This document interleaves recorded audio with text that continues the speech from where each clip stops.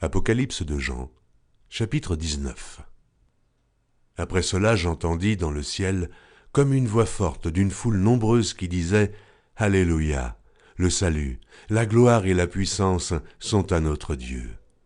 Parce que ses jugements sont véritables et justes, car il a jugé la grande prostituée qui corrompait la terre par son impudicité. Et il a vengé le sang de ses serviteurs en le redemandant de sa main.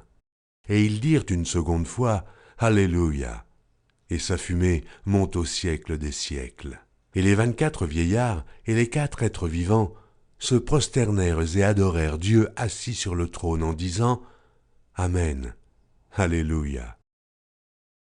Et une voix sortit du trône disant « Louez notre Dieu, vous tous ses serviteurs, vous qui le craignez, petits et grands. » Et j'entendis comme une voix d'une foule nombreuse, comme un bruit de grosses eaux, et comme un bruit de fort tonnerre, disant « Alléluia, car le Seigneur notre Dieu Tout-Puissant est entré dans son règne. Réjouissons-nous et soyons dans l'allégresse et donnons-lui gloire, car les noces de l'agneau sont venues et son épouse s'est préparée, et il lui a été donné de se revêtir d'un fin lin éclatant, pur, car le fin lin, ce sont les œuvres justes des saints.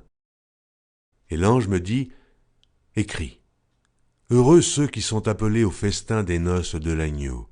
Et il me dit, ces paroles sont les véritables paroles de Dieu.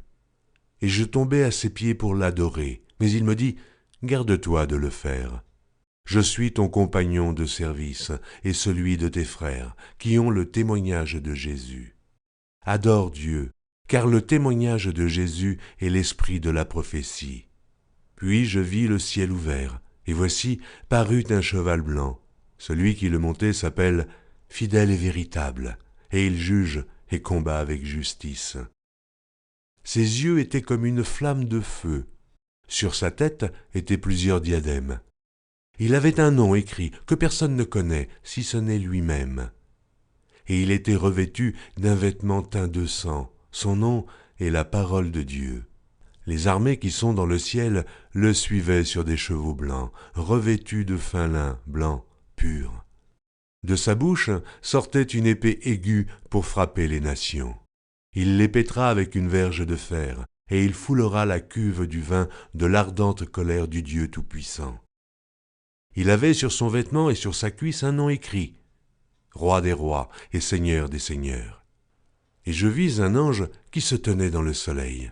Et il cria d'une voix forte, disant à tous les oiseaux qui volaient par le milieu du ciel, « Venez, rassemblez-vous pour le grand festin de Dieu, afin de manger la chair des rois, la chair des chefs militaires, la chair des puissants, la chair des chevaux et de ceux qui les montent, la chair de tous, libres et esclaves, petits et grands. » Et je vis la bête et les rois de la terre et leur armée rassemblés pour faire la guerre à celui qui était assis sur le cheval et à son armée.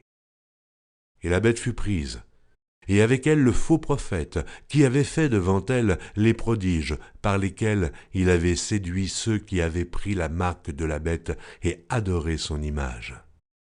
Ils furent tous les deux jetés vivants dans l'étang ardent de feu et de soufre.